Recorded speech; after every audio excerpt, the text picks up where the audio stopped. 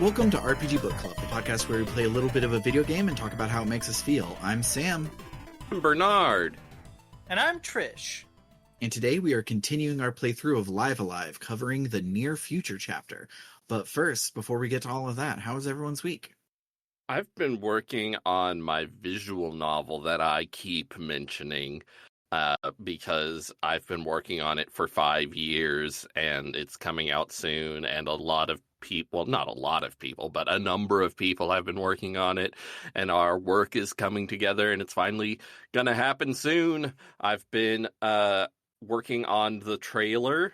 It's been really exciting. I posted on Blue Sky, wow, I'm cutting the trailer for the game I wrote and directed. I'm just like Hideo Kojima. Truly. Except my trailer is about a tenth of the length of one of his trailers. Yes. Yeah, thanks to Sam and Trish. Thank you both for providing feedback on the trailer as I worked on it. Of course. I love the game. I am excited. Also, I've been going on Itch and looking at all the various types of images that it wants. Like, it wants a 21:9 image for this. It wants a different aspect ratio image for this. And I've been making those images, by which I mean just taking graphic or text or whatever assets that other people have made and putting them together, because I cannot do that kind of thing. But I've just been like, I can take a background, put an image on top of it, and then put the logo on top of it above the image. I can do that at least. So I've been doing that. I just didn't make any of the ingredients. I made one of the ingredients. Yes. Only one. And I did it before we decided the color scheme, so it kind of doesn't match anymore. But I mean, the color scheme is loose. yeah. There's not really a specific color scheme. Yeah. And yeah, I mean, there is sort of a specific color scheme, but just as a really dumb joke that I'm not going to explain. It's a very dumb joke. The joke is for me and for Sam. Speaking of coding things, I have basically just been doing the job that I will get if I get this promotion. I'm getting a discretionary bonus of $500 at the end of the month, which is nice. But I've done mostly coding things every single day this week, and it's been awesome. And I would love if I do so good that they give me the job that's opening up, but more than likely they will hire someone. But I would love if they just gave me that job. I would love to make developer salary and not help desk salary. But yeah, I have had a whole lot of fun. I found a Udemy course that is teaching all of the things that I need to do by creating an app from scratch. That's like 90% of the ask that they need me to make. So it's pretty awesome to be able to go through and build the exact thing and learn what I'm doing in the process. It's really cool.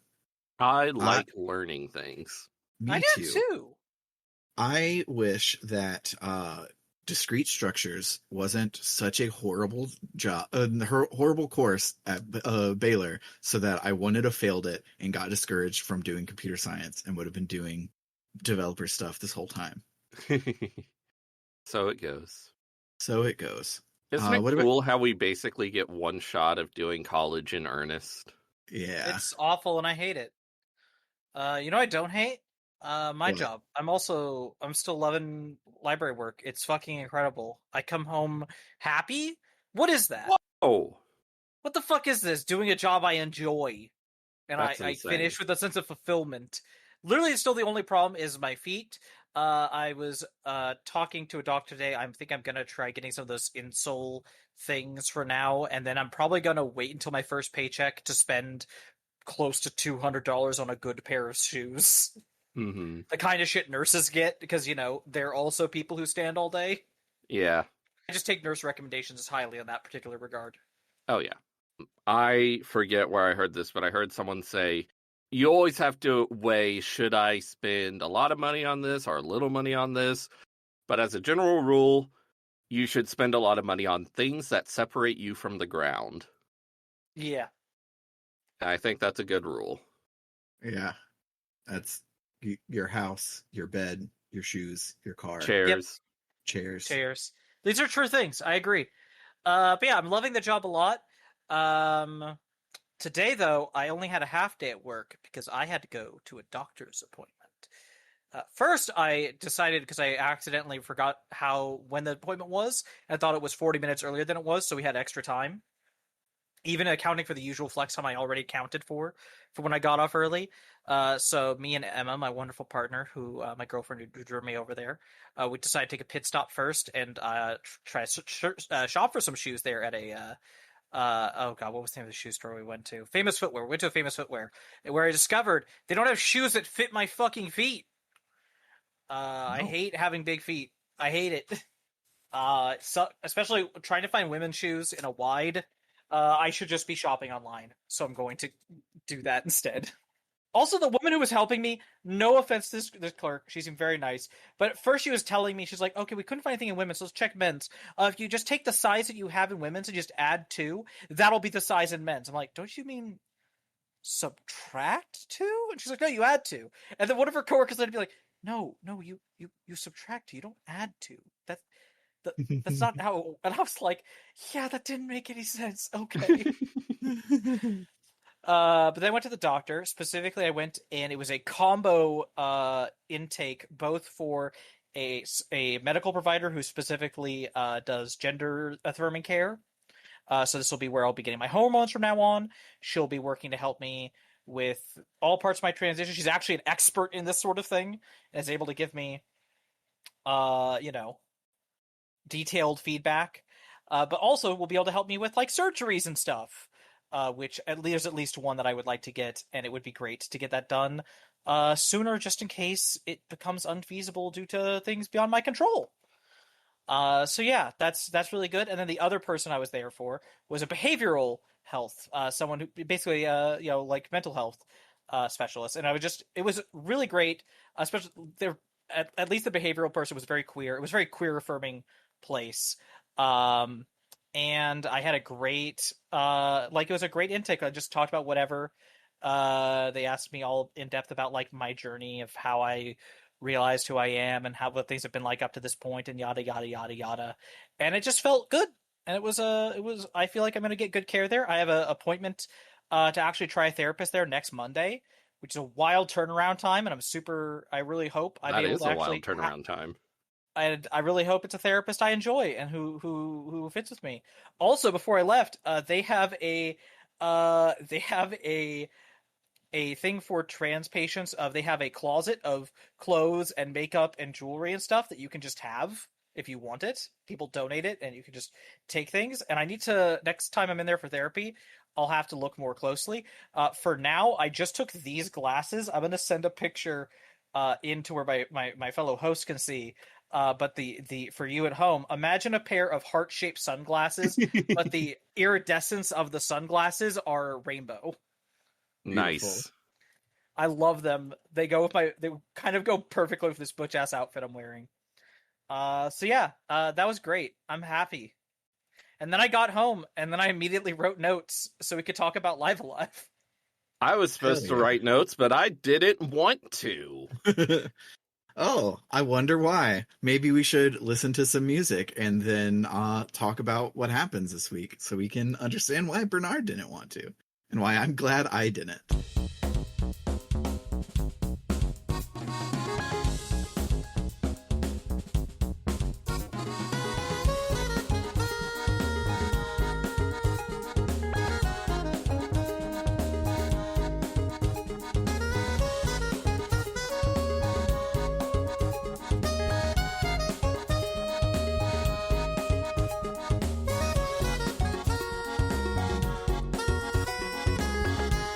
So here's the thing.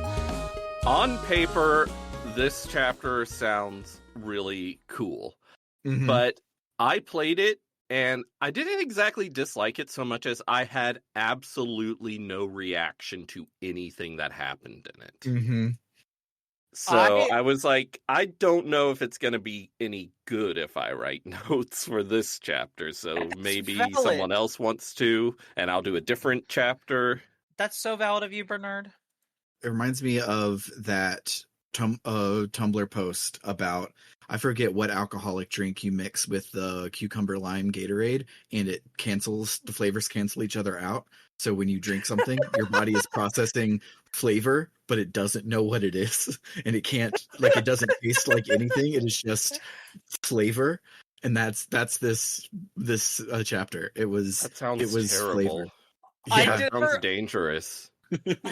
I did not think there would be an episode of Live Alive where I'm the only one with thoughts. I mean, I had some reaction to some things, just, Yeah, no, but I understand. It's a little bit messed. But we begin our look into the near future with a pair of eyes opening in the darkness. Okay, eyes that belong to the outsider. It was actually a very cool way to start the chapter. I really liked it. He asks us if we enjoy our life, and regardless of our answer, he directs our focus to all of those in the world who aren't exactly coasting by with a smile on their face. We immediately see how this protagonist fits into that category, why he is on the fringe of society, with a flashback. Our hero's father was in the riot police, and he died on the job, light fading from his eyes as his son watched helpless. Ever since, he and his little sister have been living in an orphanage, and as long as he can remember, our hero has had strange psychic powers, the ability to read others' minds. Who is this man? Well, you get to name him, but the default is Akira, because of course it is. This sure is a chapter to have a character named Akira. Yeah, it is. After our title card, we catch up with Akira waking up from a nap in a park as he lies on a bench. You can walk around and talk to people, or better yet, just read their thoughts. But there's only one exit to the park, and when you try to leave that way, 4 thugs who are wearing skull masks, called the Crusaders, come in to pick a fight. They want to kidnap Akira to make up their quota, but before that situation can devolve any further, a green-haired guy on a motorcycle comes by, joining Akira in fighting off these goons. It's Kevin Trails. I don't know who that is. Sam does. It's for Sam. He's a guy with the same haircut in Trails. I'll get a picture of him so that you can have context. Thank you. Once you and this Lawless handle the situation, he gives you a ride through town, back to the orphanage, and during this sequence, we get a fucking incredible credit sequence, which feels like it was ripped straight from a season of Kamen Rider, with a song devoted to exposition about the great and powerful giant robot, the Steel Titan. Yeah, here's the thing. I cannot believe I had this few feelings about a chapter that had this in it. Right? It is, but I understand. It's weird, but I understand. Like, when you explain what happened in this chapter, I feel like most of it, if someone didn't play the game this week, is going to be like, that sounds awesome. And I'm like, yeah, it does, but it's not. Yeah, I don't know what to tell you. I was so prepared to be like, all right, we're going to have all of the anime tropes. We've already checked off like six of them. Our main character's name is Akira, for fuck's sake. This is going to be great. And then, not until the end. Yeah. After getting to the orphanage, you meet the woman who runs it, some of the other youngsters, but the one who really matters is Akira's younger sister, whose name I didn't remember and didn't include in my notes. It's Kaori. Kaori, I think? Kaori? Okay, thank you. She's sick, but she's been sick for a while. The more pressing issue is, of course, her pet turtle, Tarokichi, who is also ill. Akira goes to see a local doctor who also runs an antique store, the strange Doc Tobey. Tobey? Tobey. Tobey? I think Tobey, yeah. I think it is. Toby. After he finishes taking a shit, I'm not joking, that is literally what happens. The doctor heads to the orphanage to see what's the matter, and quickly devises a brilliant solution. He liquefies the turtle, who's dying anyway, and then uses this liquefied essence to power a robot, who then has all of the memories and personality of Terakichi, but now he can talk. And fight. And he fights a lot, because he's our buddy now. Yeah. This sure is a thing that happens. Yeah. I mean, this is setting up that... It is. That this is a thing that can be done with near future technology. I think But it could have also- been. I think it could have been used for a brilliant parallel later in the chapter if the chapter had gone the way I was hoping. But I hate to say this, I think the writers of this scenario might have been cowards. Yeah. Anyway, this isn't exactly what anyone wanted, but because these people are Philistines. But once it's clear that this is truly their turtle in a robot, they're cool with it. However, then Akira reads the doctor's mind, hearing his thoughts about if Akira might be capable of commanding the Steel Titan. So, we go to a shop and try. Doing this is a very long and involved sequence. I'm not going to get into it. The point is, you do everything the doc tells you in the right order, and you get into the cockpit of the giant robot via the toilet. You see, this baby can only be piloted by someone with incredible psychokinetic powers, or a liquefied human being, either one. And no matter which one of these levers you try, Akira cannot get the damn thing to work. So, oh well, that's too bad. Heading back to the orphanage, you try to get Watanabe, who of course is an orphan in this timeline, to steal money from the woman who's running this orphanage. But he keeps fucking it up and bringing you other stuff which is mostly useless. And you have to do this again and again and again, and it really starts to feel like padding. But eventually, you go outside the orphanage and oh no! The Crusaders are kidnapping one of the kids! After them! So, by the way, I feel like we should make it clear, Doc Tobey did not build the Steel No, Titan. it was created in ancient Babylon. Yes.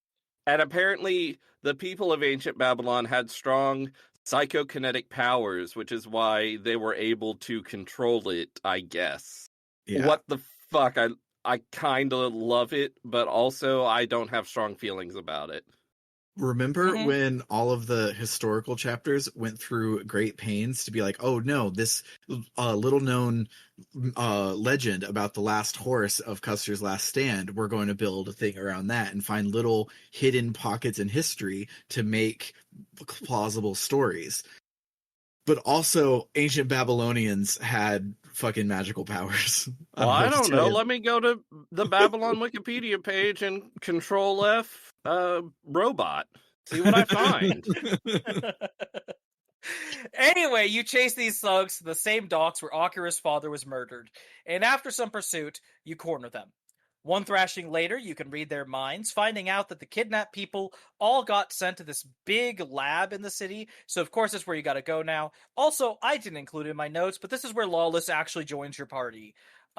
And hints at some plot that will happen later. Some juicy backstory, sure. They ask if you have an appointment at the front gate to the lab, and you do. They'll find all the necessary info in your fist! You beat the shit out of as many guards as you feel like you want to, storming the lab, using your telepathy to pick all the juicy details out of the minds of any scientists you find along the way, until eventually you reach a room where all the evil people are conspiring. Said evil people are General Yamazaki, who commanded and maybe still commands the riot police, the mad scientist, cyborg, and ex-colleague of Dr. Bay, Dr. Livingstill, my favorite character name in the chapter. Maybe the game, and head of the local nearby temple dedicated to a giant bird statue, the priest Unryu. Their evil plot, to kidnap and liquefy enough people that the mass of liquid people can control the statue, turning it into a genuine god, a representation of their deity, Odio, the Great Inko. I don't know why he has two names. They use Odio and Inko kind of interchangeably. Mm-hmm. I googled Inko. I tried googling too. I didn't find any. I got a character from My Hero Academia. I mean, yes, Inko is Midoriya's mom in My Hero Academia, but in connection with anyway, I could be missing something. I'm not gonna spend a ton of research on this. I truly can't be bothered. Anyway, obviously, you can't just walk away after learning that. So they bring in a mech piloted by a liquefied human, namely Watanabe's dad. I love that we figured out as we were playing the recurring joke of how Watanabe's dad is always dead, because this time we got to kill him. Yep. So this boss is a fucking nightmare if you try to fight him normally. Yeah. Or if you dug around in some of these scientists' brains a little bit, you might have learned from one of them that they didn't finish working on the plating, so the back of this robot is totally exposed with naked wiring, and they just didn't fix it because, like, hey, it's a paycheck, who cares? It's time for me to clock out. Hell so, yeah. if you attack from behind, the boss will do a counter that kills itself. Yay! This is not the first time where I've been extremely thorough, but apparently missed the one thing that actually tells you what you need to do. Yeah, I don't know what to Because tell I you. was reading everyone's mind, but I never got that. I don't know how I missed it, and I'm angry. It might have been in one of the ways up there. You can like get around the guards by like cutting through a laboratory. It might have been in one of those, and you just aren't a coward, so you just fought the people. Who can say? Before exploding, the liquid guy asks us to look after his son. And after that, he is a stain on the carpet and the walls. Just a huge splatter. He was liquefied. Yeah. Well, but then the liquid exploded. Akira angrily confronts the evil dudes, but then Lawless steps in to remind him that reinforcements will be there soon, so we gotta get out of here. Reconvening back at the orphanage, the entire scheme is laid out before everyone, and the only solution is clear. We're gonna need that Steel Titan moving. But Akira can't do that.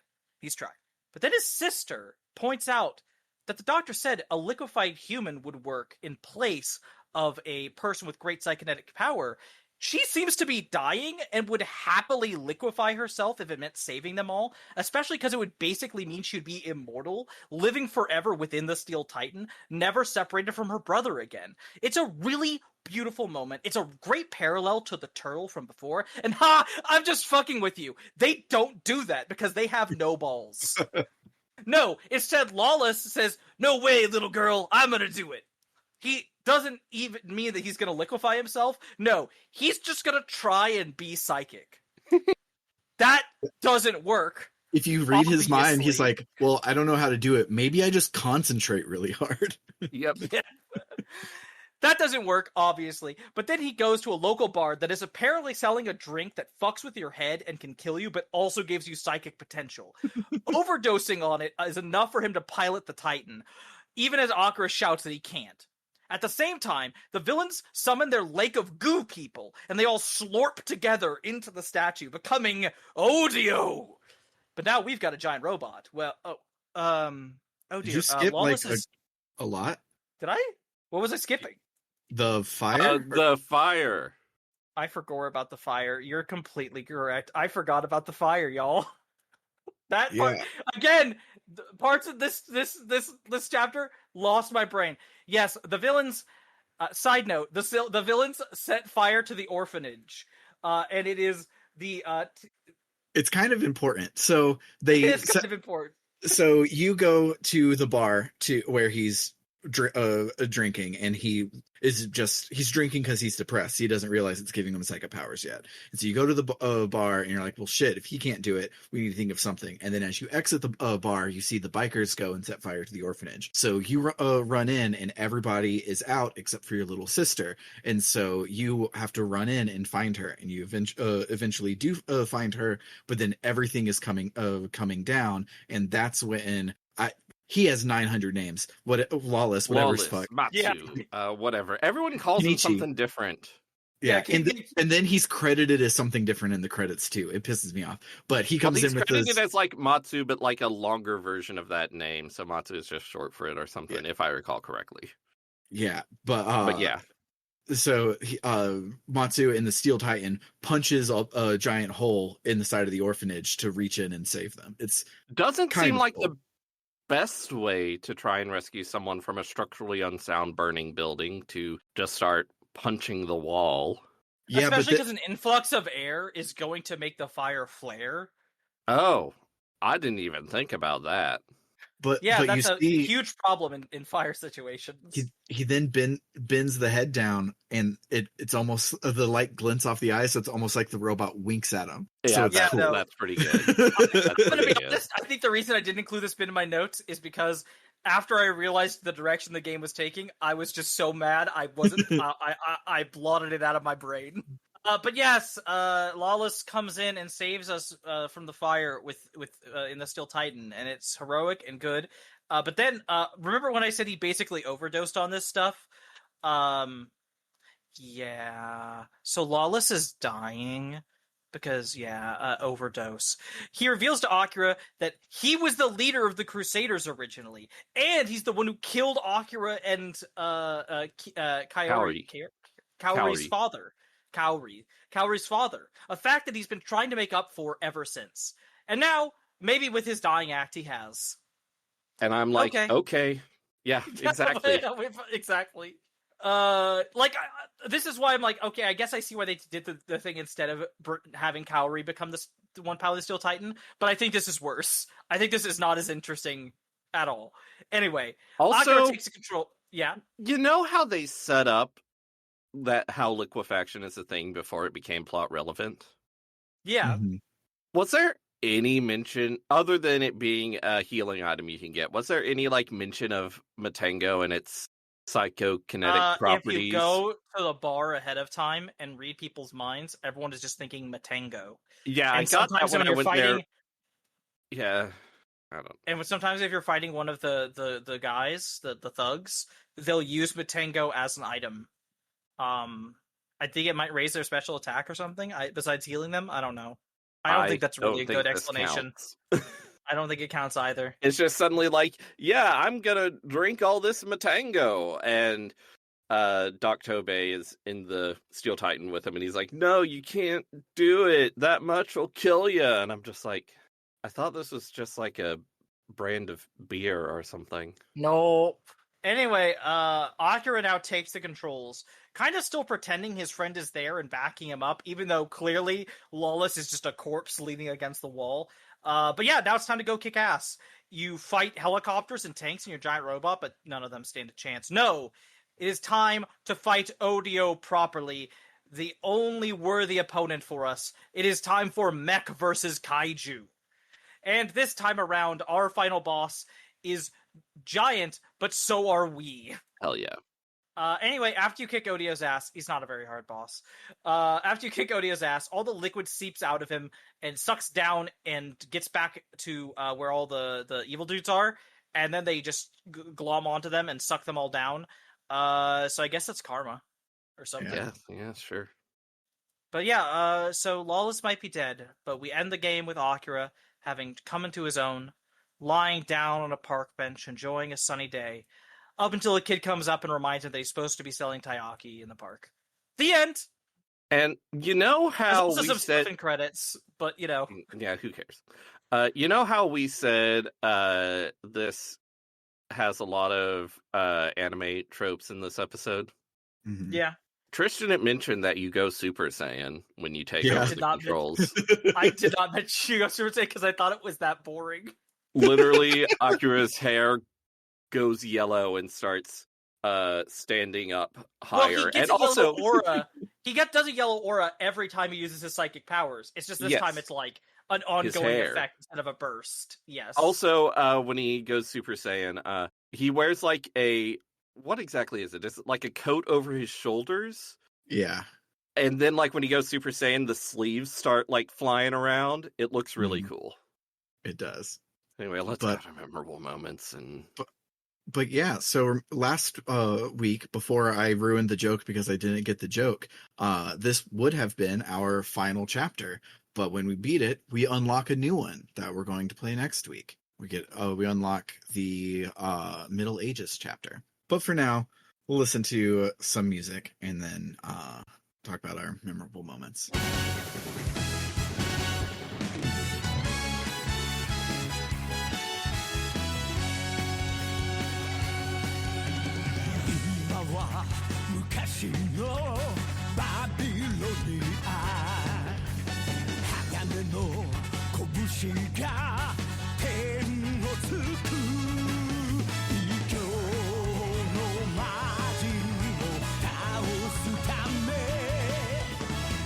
I guess it is cool that this chapter, unlike every other chapter, sort of has a world map.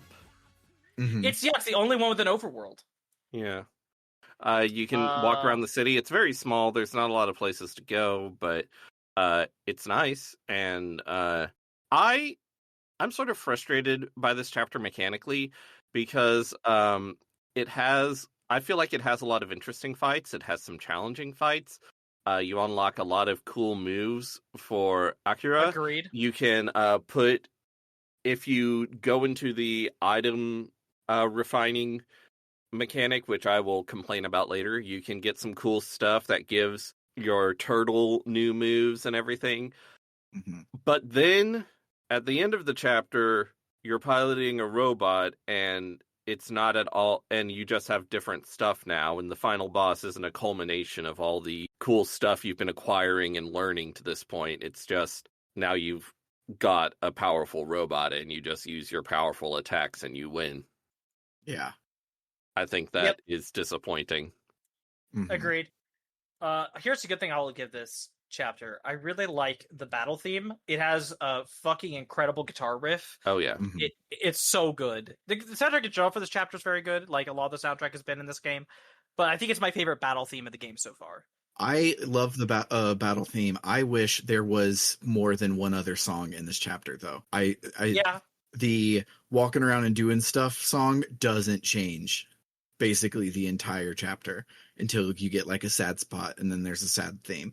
But most of the time it's the same fucking song for like 2 straight hours. Yep. Item refining, oh god. Refining. So the doctor will upgrade your stuff if you give it to him sometimes if he feels like it. It's random chance. Yeah, so he's like, "Oh, I can upgrade your items." And you're like, "Cool, here's an item." And he goes to there's a long thing where he goes downstairs and then you hear some clanking and he comes upstairs and he tells you if he got it right or not. And it's really weird because like if he doesn't succeed, the item is not consumed, but it is random chance of whether it works. So you just have to do it over and over again until you get what you want. Yep. Mm-hmm.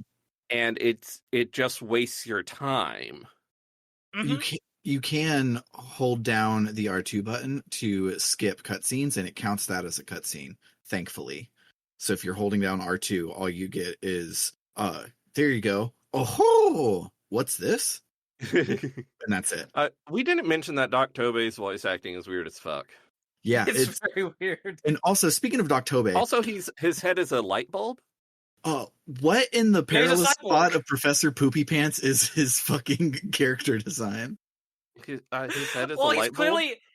Clearly, just like Dr. Livingstill, he's also a cyborg. Like, they worked together, and they both turned themselves into, weird shit with their experiments. It's just Tobey was good, I guess. Also... regretted the bad? It's a Dr. Light, Dr. Wily sort of thing. Yeah. But... he's literally a light bulb!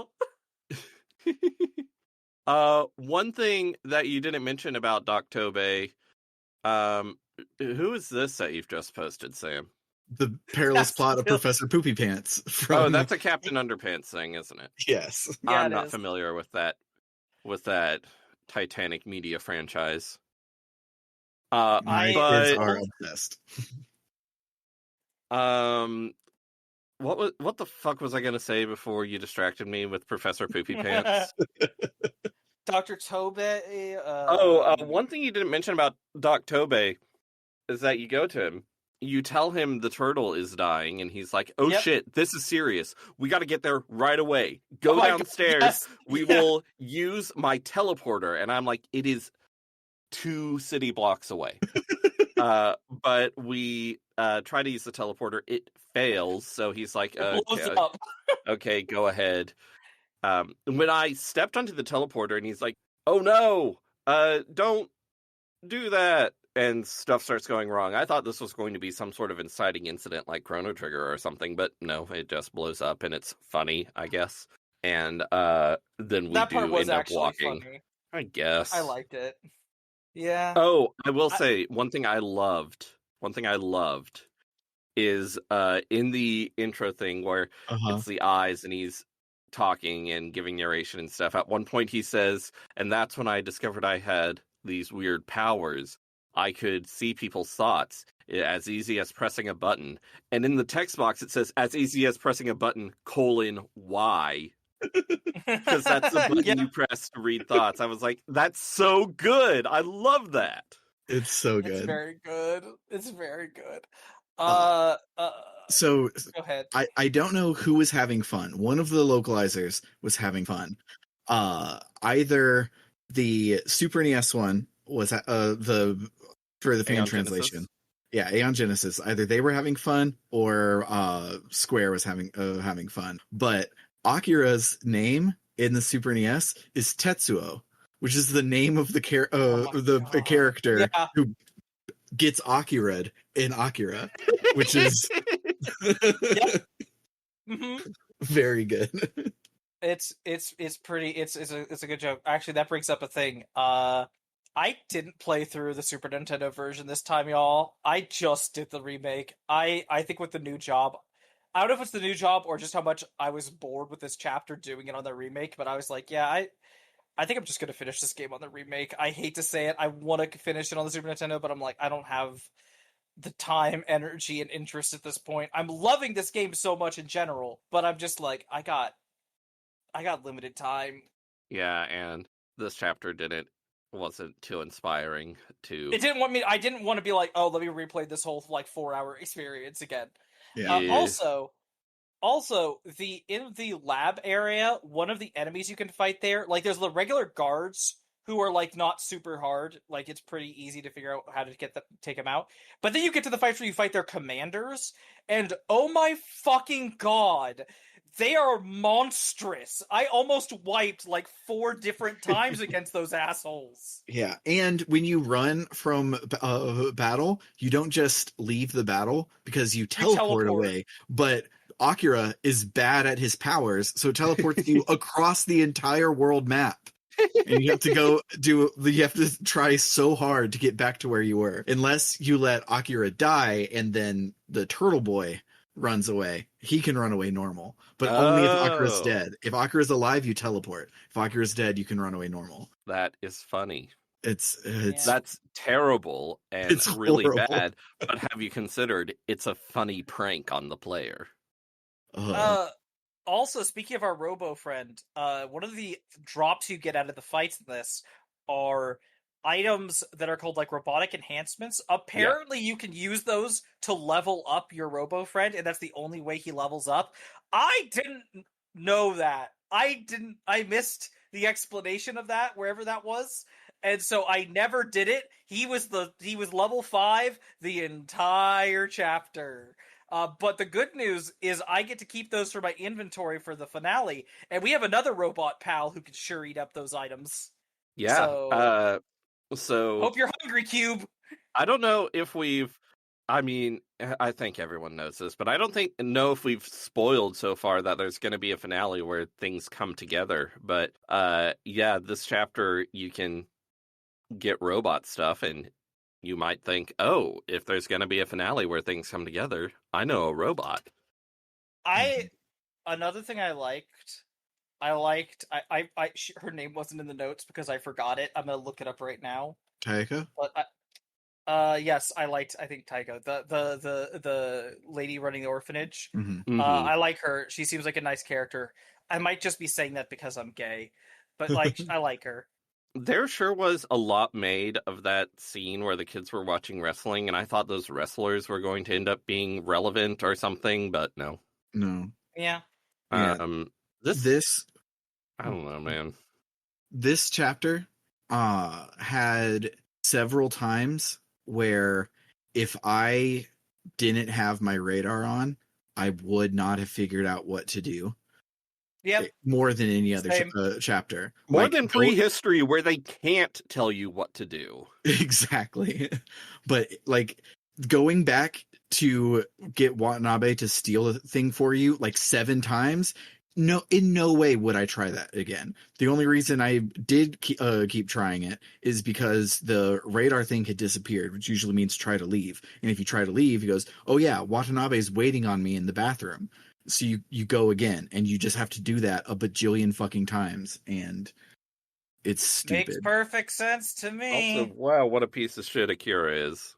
Yep. He truly is. I like him, but he is a complete piece of shit. Mm-hmm. Also, I find it funny, you have the opening where we have the flashback to where he is, I don't know the proper word, inducted into the orphanage. And he has this little kid sprite, and Kaori has her little kid sprite, and all the kids there are there with their little kid sprites. But I guess it was like the difference of like they were all 8 and Akira was like 11, because like Akira grew up and the others didn't. Yeah. Yeah, that was very weird. He was just a little bit older, so he hit puberty sooner and had a growth spurt. But when I was thinking I was going to be writing notes for this, and I saw him, I was thinking laying on the bench. I was thinking like, we see a young man laying on the bench, but then it turns out he's like probably 14, because all his fellow orphanage kids are still little kids. Have you considered psychokinesis makes you age faster? It's not the plot of Metal Gear Solid 4. I don't remember. I haven't played a single Metal Gear Solid game, so I couldn't tell you. So, speaking of the flashback at the beginning, a funny thing happened as a side effect of making the graphics good in this chapter. So, in the Super NES version, the flashback of Akira watching his dad die is on a black screen. In the remake, he runs through an alleyway, following the sound of the gunshot, and then finds his dad, and the scene plays from there. But then when we get the flashback of where it actually happened, they're on a fucking pier. Where did Akira run from? And so it's just completely not even in the same place at all. It's just, oh yeah, we had to make the graphics better, which means we didn't do it on a black screen, which means he has to be running through something. But then we're going to keep it accurate to the graphics that do exist, and it's going to be on the pier at the end. Yeah. They should have just put it on black screen. They should have just put it on black screen. Yeah. Would have looked cool. One final thing, and it was only funny because my germophobic girlfriend was over. If I was by myself, I would have just groaned. But the like 9th poop joke in this chapter. A lot of those in this chapter. There were so fucking many in this. So you go to Doc Tobe and you listen with your mind through the door, and he says, he makes fart noises and poop noises, and then he goes, dang it, I got it on my hands again. And then he comes out, and the first thing Akira said is, wash your freaking hands. Mm-hmm. And it was very funny because like moments before I could tell my partner was uncomfortable, and so I was like, what's going on? And they were like, you had to like dig through boxes to find like the controller and stuff like that. You've been touching a lot of things. Can you just go wash your hands before you touch me? And then like 5 minutes in, wash your freaking hands, which was very good. Love it. Chapter was weird. I don't know. I have a feeling I think we're gonna enjoy next week's chapter more. I hope so. So far, I feel like they've got 6 out of 7, and that's pretty darn good. That's pretty damn good. Mm-hmm. And even this one, I wouldn't say is bad. It's just... I feel like if we'd played it first, we would have been like, oh man, this rules. But, I mean, we just came off of, like, the distant future. We just came off a high. Yeah, no, we went from distant future to this, which is just taking a nosedive off a cliff. And even prehistory, I would say I liked better than this. Oh, yeah. Same. I would agree. Last time I had said that prehistory would be a great first one to play, but no, I think you should play near future, then prehistory, and then the rest of them can be in basically any order. But I think I would say present day after that, maybe, it was for you to get a quick shock of how weird some of the other ones are going to be. Yeah. I think starting with present day sort of worked because it was like trial by fire for learning the battle system. Mm-hmm. But yeah, if someone asked me, I would say, yeah, start with near future, because it's all uphill from there. Yeah, absolutely. I want to be on record as apologizing to prehistory for me saying it was mid last week. I now have truly had flavor. The JRPG, and prehistory is not mid. Yeah, I mean, Yep. And that's the thing. Near Future isn't bad, but it is mid. Mm-hmm. But it does have that fucking awesome vocal theme, which I love. And the English translation of it is pretty good. It's hard to do a good English translation of a Japanese sung theme because the languages don't have the same rhythm and stuff. Yeah. But this one was actually good. It was a bop. It was very fun. There is I also an original Japanese version, which I am going to listen to, and that'll probably be the one that I put in. Mm-hmm. Well, I think that's it. Hey, if the audience likes that and wants to help us out, how would they do that, Sam? I'm glad you asked. They can head on over to www.rpgbook.club, where any and all donations will help offset the cost of running the show. If you want to donate $1 or more a month, you can become one of our gadabouts and get access to our bonus feed filled with after shows for every episode, as well as bonus seasons of the show, such as the JRPG canon, where me and Bernard first played Live Alive. If you decide you don't want to be a gadabout anymore and you want to be a warrior, you can up your monthly donation to $5 or more, and then I will read your name at the end of each episode, a little like this.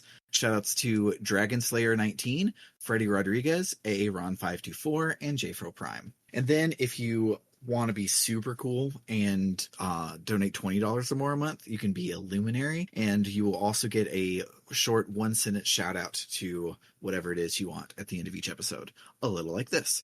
Shoutouts to El Tantavi, who wants you to check out Aftermath.site, a worker-owned, reader-supported news site covering video games, the internet, and the cultures that surround them. Shoutouts to Kildranas, who says to check out Podcasters Assemble, a documentary-style, crowdsourced movie, hype, and rewatch podcast. Every season, podcasters from around the world are assembled to review, reminisce, and riff on a popular franchise. And then shoutouts to Vimk, who says, "Come on, Crux. We can come to some arrangement," Gideon coaxed, flipping her sword over and looking at it critically for Nyx. And then shouts to It's Claire Time, who says, "For you TTRPG nerds, check out Fabula Ultima. I'm not affiliated with the game, I just think it's neat." For RPG Book Club, I've been Sam. I've been Bernard. If they wanted to search critically for Nyx, they should have gone to the top of Tartarus. And from today until the day my bones collapse into dust in some forgotten tomb, I am Trish. Wild. Toodaloo, folks. You don't know that's what's going to happen. You might get turned into a liquid and put into a robotic turtle. I can't believe I didn't say this earlier during the podcast. I would absolutely volunteer to be liquid in piloting a robot. Yes, please. Liquefy me now. Bye, everybody. That's probably the transest thing you've said in a while. Absolutely.